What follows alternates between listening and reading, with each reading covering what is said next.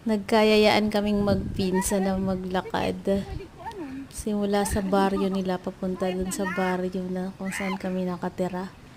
Sobrang haba ng lakad namin. Tapos napalumsong pa kami sa ilog. Ipasugad. Pero grabe, sobrang sarap maligo sa ilog.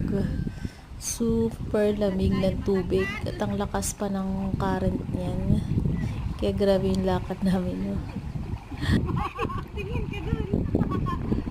Kaway kam dide. Kaway kam dide. Kaway kam dide.